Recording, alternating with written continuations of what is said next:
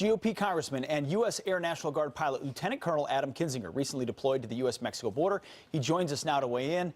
Congressman, thank you so much for being here. Now, it's important to note, this isn't your first deployment to the border. You've been 3 times before under former President Obama. What did you see now that changed your mind about the crisis down there? So the first 3 times I was in Texas, this time I was in Arizona, the first 3 times under President Obama. And by the way, every governor that is pulling their National Guard away from the border, that's because of politics. The National Guard has always played a role at the border of Mexico. The Democrats say they want technology. That's the National Guard. They're the technology on the border. So 3 times I did it under President Obama. There was a lot of immigration then in Texas. Here, what I saw that was very different, I saw a lot more drugs and human trafficking. So if you get on a group and they get an indication that Border Patrol's around, you always see 1 or 2 people sprint away from that group and abandon them. Those are the coyotes, the guides from the drug cartels, and then, of course, the drugs. Keep in mind, these cartels make money on 2 things, trafficking humans and trafficking illegal narcotics. Congressman, we see some shots of the plane that you fly in, speaking of technology, but you're saying even that aircraft might not be used on the border anymore. Yeah, so the Army National Guard is really good at understanding that they have a homeland defense mission. The Air National Guard is not. This is the only aircraft that the Air National Guard has that can do surveillance in the United States and do it legally. And the only fixed-wing asset.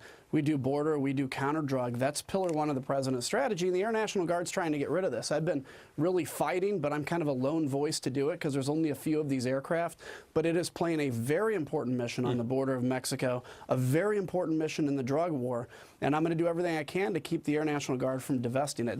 The Air Guard's a great organization. They just don't understand that they have a significant role to play in counter-drug, border, and domestic homeland missions. Congressman, you mentioned these governors. One's from Wisconsin, who have decided now to pull troops back from the border. You say there's a political motivation. Unpack that a little bit. Yeah, 100%. So the guard, Democrats will say, we just don't want a wall, but we want technology. We're all for border security, just no wall. And then when you put that into action and you say, okay, well, the National Guard, planes like mine, the RC-26, the Army, et cetera, we are the technology on the border.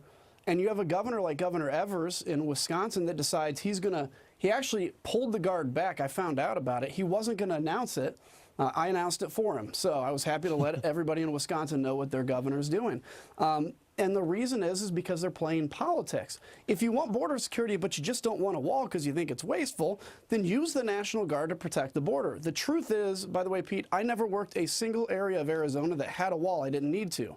I only worked the areas that didn't have a wall. Interesting. We found people on mountains and everything else. So the wall will work, but technology also on top of that. But until the wall gets built, we need the National Guard on the border, and these Democratic governors aren't doing anything. Everyone says it's a layered approach, but when you have a wall, it gives you the time to surveil, and use people effectively, which is the point. Quickly, we don't have that much time.